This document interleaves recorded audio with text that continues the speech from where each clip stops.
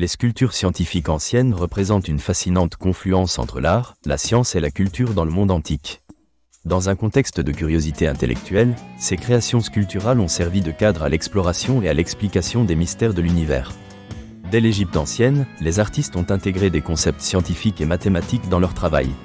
Les pyramides, par exemple, étaient des tombes pour les pharaons, mais aussi des exploits architecturaux témoignant d'une compréhension des mathématiques. Les rapports géométriques utilisés pour leur construction reflètent les connaissances astronomiques des Égyptiens. La sculpture devient ainsi un moyen de transmettre des idées complexes sur la mort, l'au-delà et l'ordre cosmique. Au sein de la Grèce antique, l'admiration pour l'harmonie a conduit à des sculptures incarnant l'idéal de la beauté, souvent en relation avec des principes scientifiques. Des artistes comme Phidias ont capturé les corps humains dans leurs moindres détails, intégrant une étude minutieuse de l'anatomie. Ces œuvres transcendaient la simple représentation et s'inscrivaient dans une quête de vérité sur la nature humaine. Les sculptures scientifiques vont au-delà des représentations humaines. Le globe céleste de Hipparque démontre comment les anciens Grecs ont tenté de visualiser les constellations et les mouvements des astres. Ce modèle, réalisé en bronze, témoigne d'une préoccupation pour la cosmologie, révélant les savoirs astronomiques et l'importance de cet art pour la navigation et l'agriculture. Les sculptures mésopotamiennes reflètent les croyances scientifiques d'une époque où les dieux étaient perçus comme responsables des phénomènes naturels.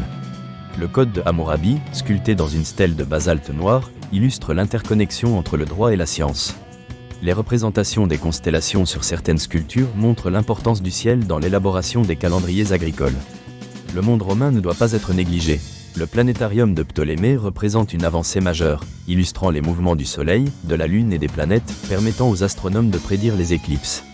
Les Romains ont perpétué la tradition de la sculpture scientifique tout en ajoutant leurs propres innovations. Leurs techniques de taille et de polissage ont donné vie à des œuvres d'une précision inégalée, fusionnant art et science. La réémergence des sculptures scientifiques au Moyen Âge, parfois perçue comme une époque de stagnation, est liée à l'essor des universités et des monastères.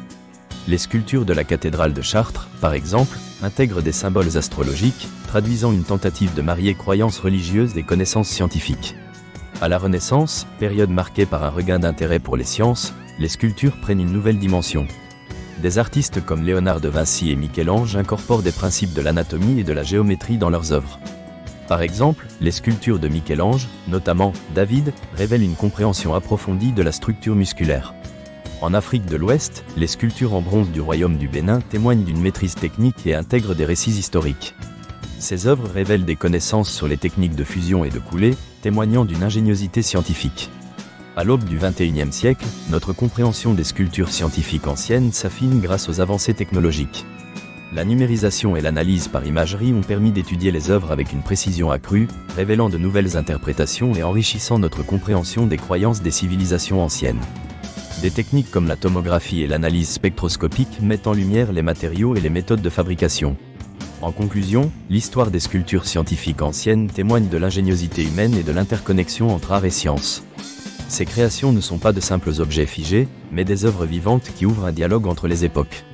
À travers elles, nous percevons les curiosités intellectuelles et les aspirations d'une société en quête de sens. Les sculptures reflètent une quête perpétuelle pour comprendre le monde qui nous entoure.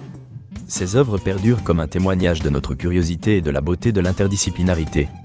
En explorant cette histoire, nous découvrons non seulement des figures sculptées, mais aussi une compréhension approfondie de la sagesse humaine à travers les âges.